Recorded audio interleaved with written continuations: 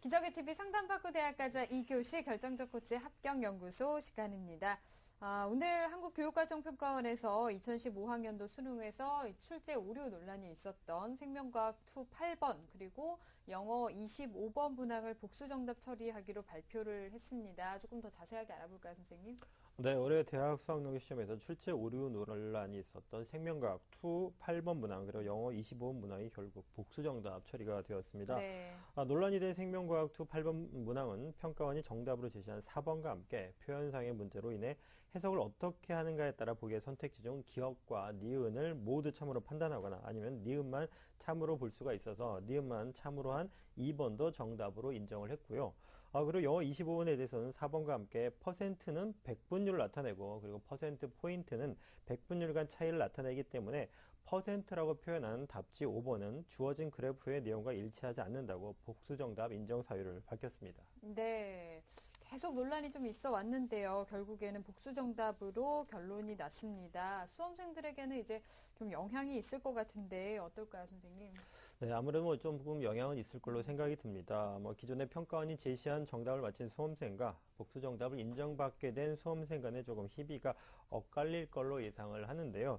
아직 성적이 발표가 되기 전이기 때문에 정확한 진단을 하거나 점수를 공개한다는 것은 좀 어려운 부분이고요. 네. 전례를 볼 때 조심스럽게 조금 경향 정도를 짚어본다라면 특히 오답자가 많은 생명과학 2의 경우 같은 경우에는 복수 정답이 인정된 2번을 선택한 수험생들의 성적은 조금 오를 것이고요.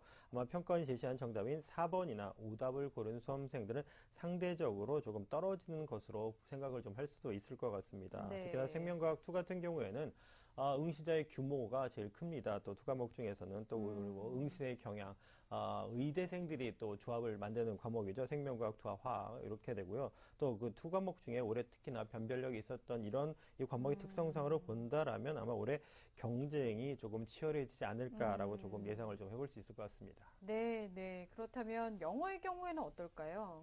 영어 같은 경우는 크진 않을 걸로 생각이 네, 네. 듭니다. 난이도도 그렇고 원래 정답자가 좀 많았던 부분 때문에 네. 영어 영어의 25분의 경우 같은 경우에는 평가원이 제시한 정답 4번을 선택한 이들이 좀 많은 편이라 복수 정답 인정에 따른 영향은 생명과학 2에 비해서는 그리 크지 않을 것으로 생각되어집니다. 네, 아무래도 생명과학 2의 그 복수 정답 영향이 좀 크게 나타날 것 같은데요.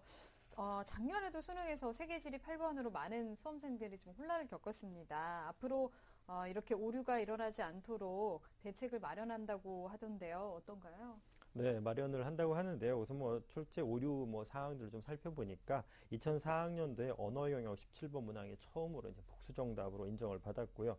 그리고 이후 2008학년도에 물리2의 11번 문항, 그리고 2010학년도에 지구과학 19번 문항, 그리고 2014학년도에 세계지리 8번 문항이 복수 정답 또는 모두 정답 처리가 됐습니다. 특히 올해 같은 경우는 이번 복수 정답 인정으로 평가원이 수능이 도입된 1994년 이래 20년 만에 처음으로 2년 연속 출제 오류 그리고 두 개 문항에서 출제 오류라는 조금 불명예를 얻게 되었는데요.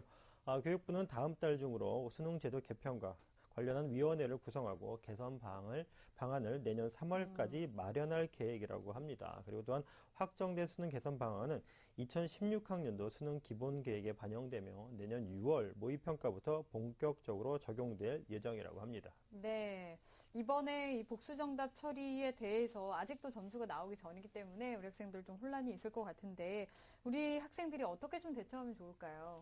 네, 우선 성적이 나온 게 아니라는 점을 네. 조금 좀 각인을 좀 했으면 좋겠습니다. 이번 출제 오류 논란이 지난 세계지리 출제 오류 사태와는 좀 다릅니다. 작년 같은 경우에는 최종 성적이 나온 다음에 한 것이고요. 이번엔 나오기 전에 오류를 바로 잡는 것이었기 때문에 복수 정답 인정에 따른 유불리를 따지는 것은 남은 정시에 따지는 것보다는 남은 정시에 집중하는 것이 좋겠습니다. 성적표가 안 나온 상황이기 때문에 원래 점수보다 내려갔다 또는 올라갔다라고 할 수 없을 수도 있거든요. 그렇기 때문에 우선 주어진 수능 점수로 최고의 정시 실력을 세워서 최선의 결과를 얻으시길 바라겠습니다. 네, 그 전략을 저희 기적의 TV 상담받고 대학가자와 짜보시면 좋겠습니다.